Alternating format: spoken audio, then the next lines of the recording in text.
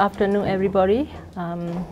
Nice to meet you, and I really happy to try to help you to make understanding about the Burma issue, especially Burma is now moving towards democracy. So my topics for the lecture is focusing on the women issue and the policy issue.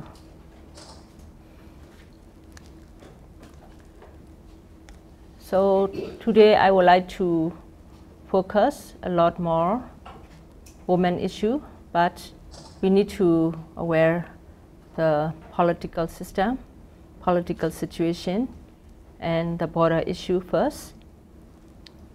So briefly explain you, Burma, we have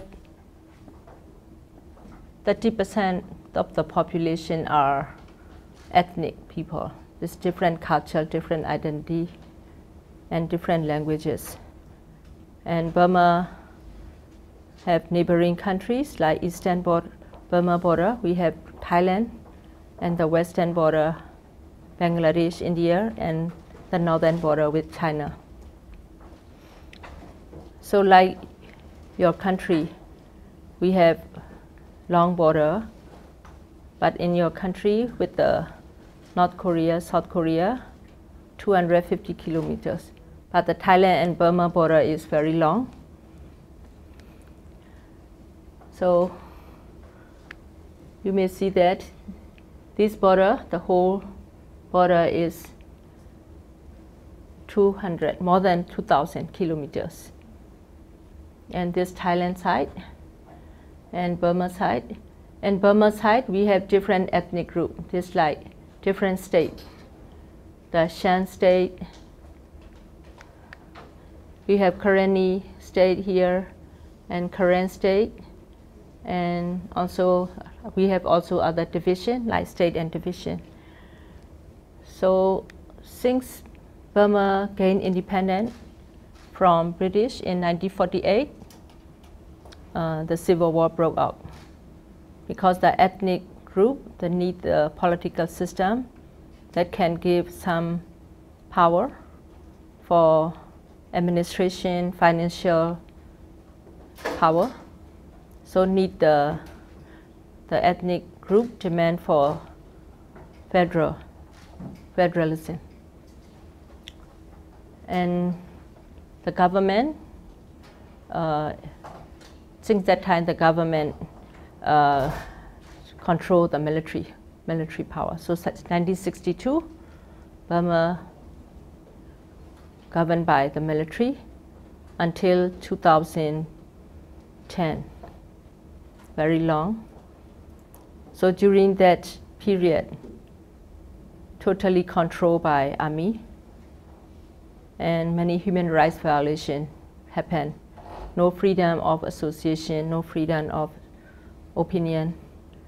So series of student movement, student demonstration, because in 1962, the student union building being demolished, destroyed by government, and many students being killed. So many times students demonstrate. In 1988, the student again demonstrate on the street, and many people were killed on the street, and many people being arrested. So I myself, at that time, I just finished my university in Yangon medical school, and I fled to the border along with more than 10,000 students. So since that time, I've been working in this area, Mae Sot. So Mae Sot is become home for thousands of people, and this is also like become official checkpoint, like trading zone from Burma and Thailand. But as you may see that the population movement along the border for many years, because the ethnic people, they have some of their family living this side, so they're moving back and forth for trade and for religious community issue, and they also moving back and forth because finding better opportunity for education and healthcare. But in 19 studying many years, this area also we call Eastern Burma, eastern part of the Burma, is controlled by ethnic groups who fight against like ethnic armed groups. So the armed conflicts going on more than 60 years. So because of the armed conflicts, many refugees fled to Thailand. The first refugee in 1984. So right now there are many refugee camps along the border.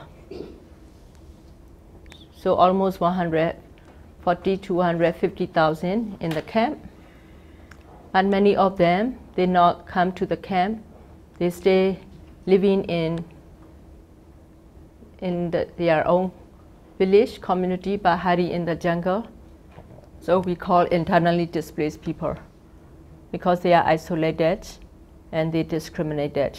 No access by international community at that time. Only if you want to go to this area, you have to cross the border from different points and not officially. So you can cross the border and you can access to the border, not from Yangon or Naypyidaw. You can't go there.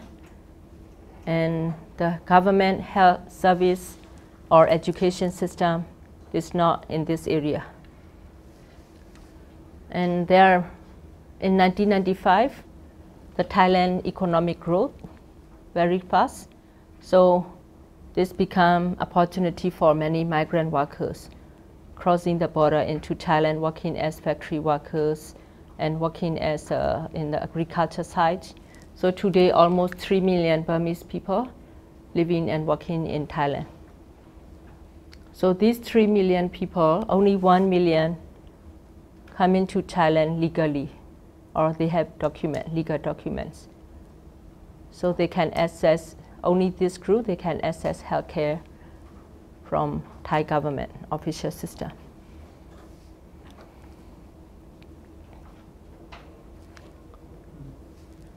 So because of people lack of access to health, education, social service, protection, the community among the displaced people, refugees community, start setting up different services like health, education, child protection, women protection, and some organizations start doing human rights, become human rights work, and environmentalists.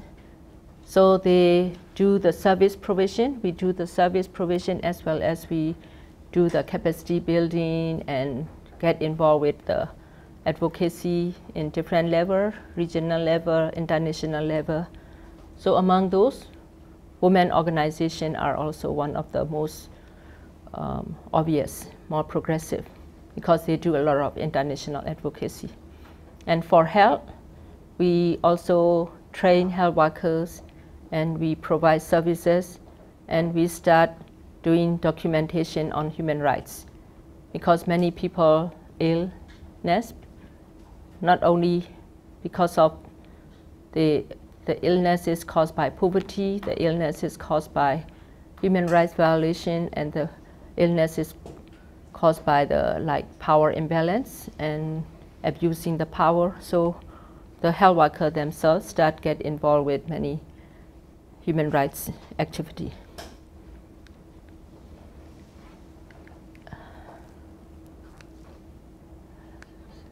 Sorry, today I would like to highlight and focus on the current state. In 2010, the Burmese government had the first election. So at that time, since that time, we have some civilian government take over, but in the constitution, until now, 25% of the seat, parliamentary seat, is directly appointed by army. So 25% of the parliamentary seats are directly appointed by army. That means 25% state control. And in 2012, the Korean National Union, these are one of the biggest ethnic armed groups. So the armed groups and the government have preliminary ceasefire. But not only one ethnic groups, there are many different other ethnic groups. As you may see that we have now 16 armed groups. So one ethnic group already ceasefire, but not with the other group yet. Like for example, in the China border, one of the ethnic group called Kachin, they've been ceasefire with the Burmese government in 1995. And then in 2010, this ceasefire broke up. So until now, this area fighting going on, like in China border. So there are many refugees, internal refugees in Thailand. Also, many of them, they cross to Thailand. So currently, the ethnic group negotiate with the government for nationwide ceasefire, not only with one armed groups. Need to get involved with all armed groups on the table, the dialogue, political dialogue. But it hasn't been started political dialogue yet. And without political dialogue, also some ceasefire process going, nationwide ceasefire talk going on, but there has been no agreement on the military code of conduct because the two military talking and they have to affirm that the code of conduct for the military both sides have to agree. So it hasn't been setting up yet. So for moving towards peace, democracy, we feel that we need to make sure that this has to be sustainable peace and not only legitimate the Burmese government, have to make sure that the community or the refugees or migrant worker, they should have the right to say which will affect their life, how to safe return home, or how to get involved in the peace process because they are the most vulnerable and suffering because of the war. So they need to engage, involve, participate, like we call inclusive.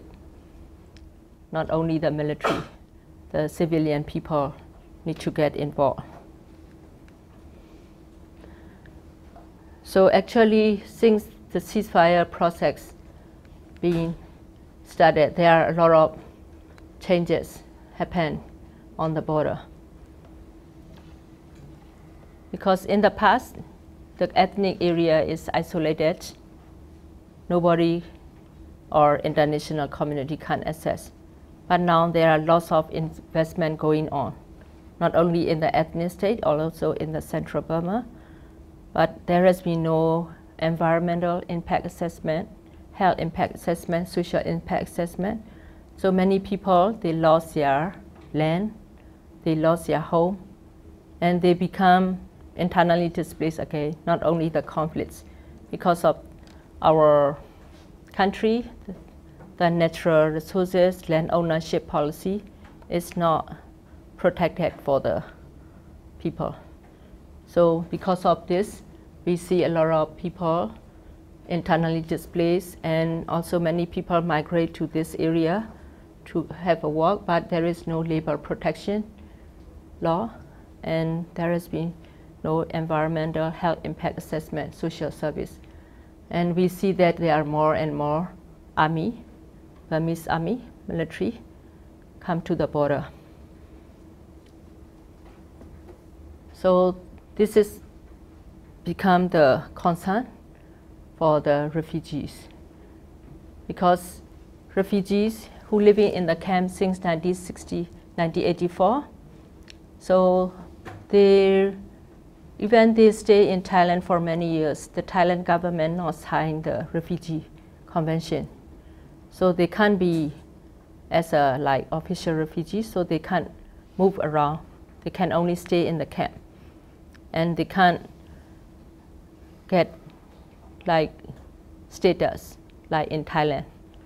they are stateless, and their access to education is only in the basic. They can't get higher education, and the education they receive is not recognized by both Thailand government, Burmese government. Even the refugee community set up the school and vocational training structure, like our health workers, teacher, train on the border, but this is not recognition of the ethnic infrastructure.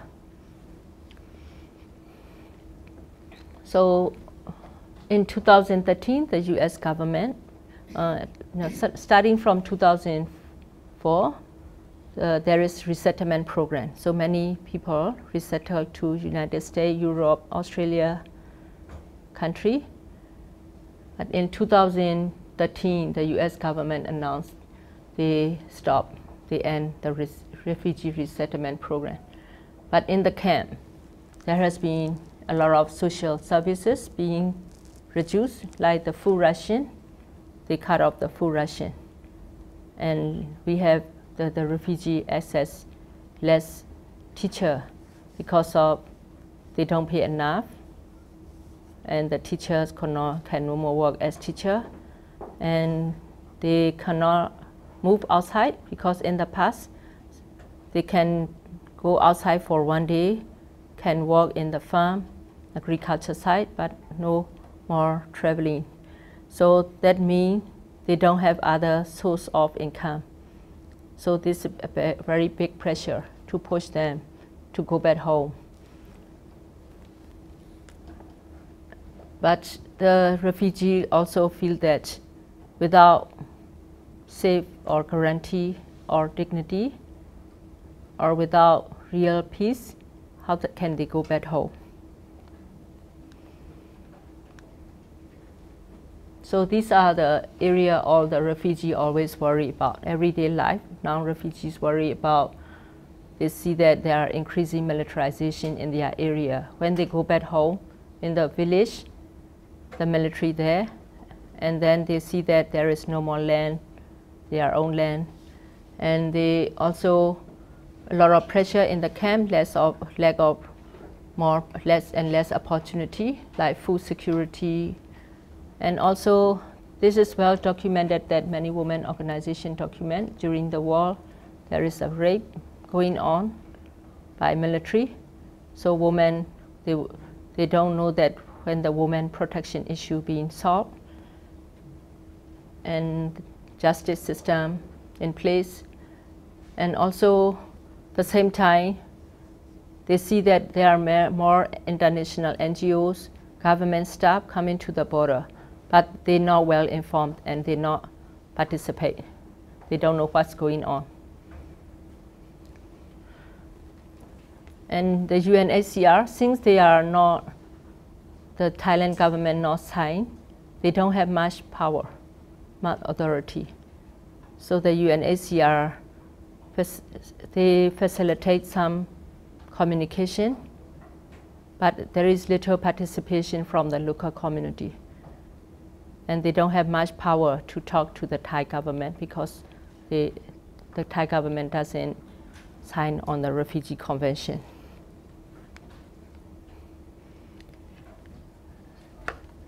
So at the same time, I would like to highlight, link to the women issue. As I'm health professional, I would like to talk a little bit more about the health situation among the internal displaced people, like in the Eastern Burma. So since 2004, we start documenting the human rights violation happening in the ethnic state. So the first report in 2004 and the second report in 2008, and this is the last report that we call the Long Road to Recovery. This published or documented after ceasefire or after election. So we call like Eastern Burma retrospective mortality survey. So we record on maternal death, infant death, and in 2013, like we cover 64 townships, 6,620 households, and almost 500,000 people in the Eastern Burma. So this being collected and published by Health Information System Working Group. So this been established by different ethnic or community organizations who are working on health issue. So we still see in the Eastern Burma, this is still a critical stage. The health status is the critical stage. And there are ethnic health infrastructure and we provide services, but we haven't seen not much improvement on health. So we have to treat the patient, we do some preventive activity, but we haven't seen much improvement. We still see high maternal death, infant death, because we see that food security is always the issue. Because landmine or because of the land confiscation, people could not earn their livelihoods. So we still see high malnutrition rate, and also the protection is still not guaranteed. So they don't have freedom to move because of the security issue, and there are some human rights violations continue happen. And also the government health infrastructure, the government health system is highly centralized. This everything, designing and monitoring program, decision coming from the top. No local level decision making, no power. So highly centralized system and disinvestment in health. So it make more that this political system can make not improving health for the people. And these are some of the data we're showing on the and published in the book, and this is the finding, because we still see that compared to Thailand, Burma is still very high maternal mortality.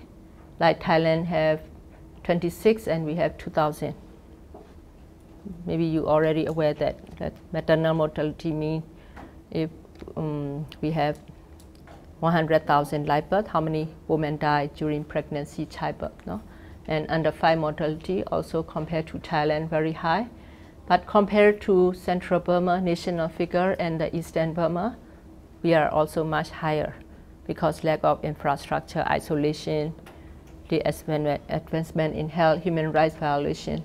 So all these figures focusing on the women's health, contraceptive prevalence rate. No? Also, we document the human rights violation. We still see the number of family who suffer from human rights violation. Yeah, almost 10% of the family suffer from any kind of human rights violation over the past 12 months. But it's better than 2008. 2008, almost 30% of the family suffer human rights violation. So these are the human rights violation issue we collected, like forced labor and destruction of food, livestock, and land confiscation, and gunshot wound injury, landmine, or some of them being stay like detention, arrest. So these are the people continue to suffer from human rights violation even in the democratic change.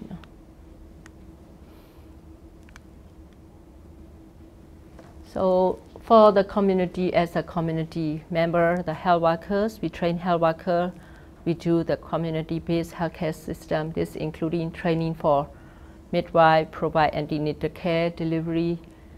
And in the past, many women deliver in the jungle or at home by untrained birth attendants.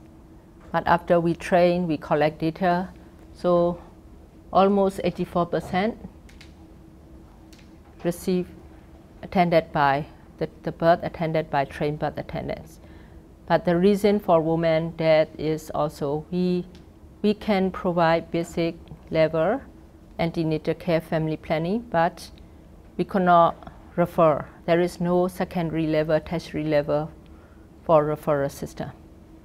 Need to access to the higher level, like cesarean section, but there is no system in place yet. So within 4 or 5 years, there has been a lot of going on, but sometimes the international NGO come and working on the border, focusing on one disease like malaria or HIV. But to strengthen the system, we need multi-sectoral approach. We need to work comprehensively, not only one illness, water sanitation, nutrition promotion, access to referral service. So we have to work more comprehensive approach. So in Thai side, as I mentioned you earlier, we have one clinic. So since 1989, we set up a community health center called Mae Tao Clinic. So we also document the reproductive health data. So every year, the number of babies who born at the clinic increase because more women now come to the hospital. The clinic become the referral center or community center to contact with the first contact with the patient, because many migrant workers, they don't go to the Thai hospital first because they don't have document or they can't speak the language.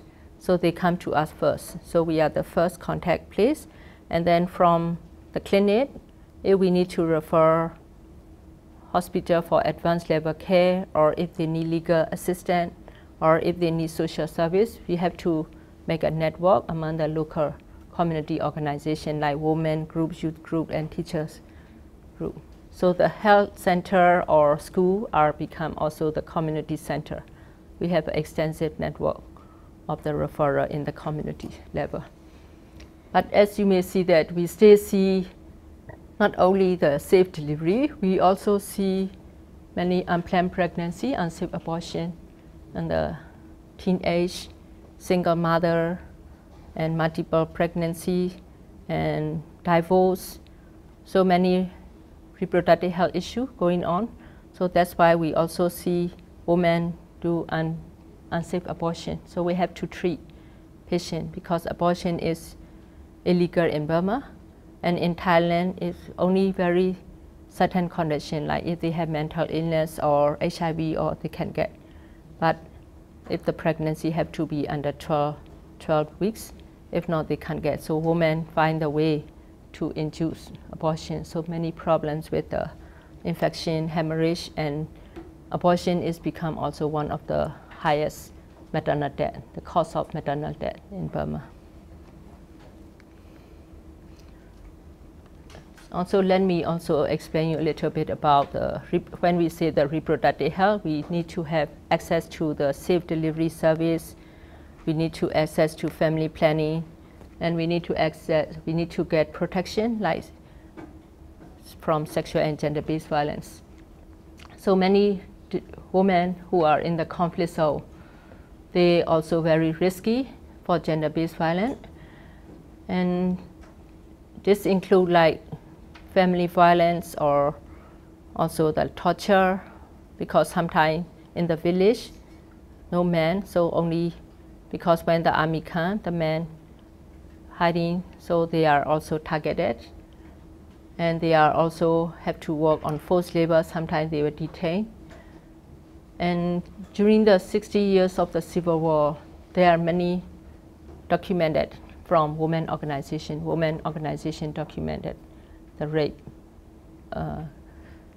by the military. And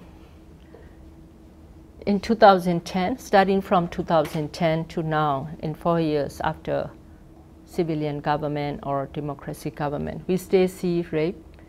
So more than 100 cases being documented by Women League of Burma. This is the leading umbrella organization of women organization. And in Thailand also, because of many girls, they drop out school, poverty, so they move to Thailand, but they don't have legal documents, so they are very vulnerable. Trafficking is one of the major concerns for Thailand, because Thailand becomes one of the worst, the trafficking problem, including women, children, men.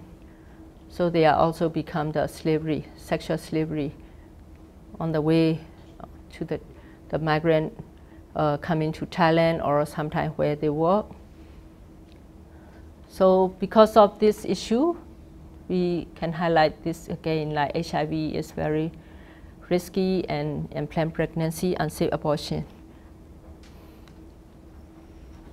So the community itself, we don't just can't wait and ask for, but we have to set up our own structure, system, and protection mechanism. So like the women organizations start making more awareness, training, and protection mechanism, setting up safe house, and then writing, documenting, and then women, they train the women leadership to advocate for this issue. And also they start doing more and more like networking with the group inside Burma, because after 2010 there are more and more civil society group, women organization in Burma. So they are now campaigning about like sexual violence during the conflicts, because this still going on. So these are some of the reports documented by Korean women organization. So every year they publish the issue of women facing during the conflicts.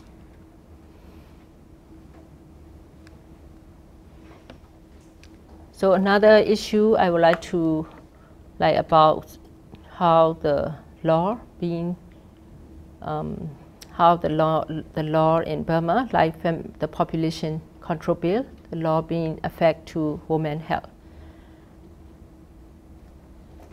So in 2015 May, the population bill control bill passed, and the president and in the parliament already signed. No? So they said the married woman need to wait 36 months between each child. So what it doesn't mean, because the state, the government in the division level, state level, if they think that in this population you have economic problem, if you have maternal death problem, they can ask for the permission to make this law. So this process never been consulted with civil society or never engaged with the women organization, just this passing the law.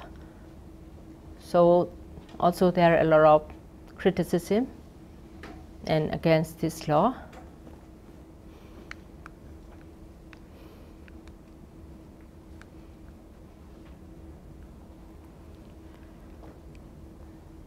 So for us, when we look at this law, what it doesn't mean, so woman doesn't have choice to decide when they want to have children, or how many children, or how many spacing they want to do. And it can lead to forced contraception, or it can lead to forced termination of pregnancy, or maybe the pregnancy is also unsafe abortion because of no legal abortion policy. And also it can lead to some gender preference for the children. Also it can lead to some violence in the community. Also this kind of law without consultation with the woman or community or civil society, it can cause problem. So this is a reproductive health issue, and this is also the human rights issue. So the reproductive health is also human rights, and it needs to apply to refugees, internally displaced person, or whoever living as a human being. So the women have to have the choice, need to access comprehensive reproductive health, they need to have more options. So this is the way how we would like to see providing service, not by the law. The people need to participate and need to have more choice. So if we look at this policy,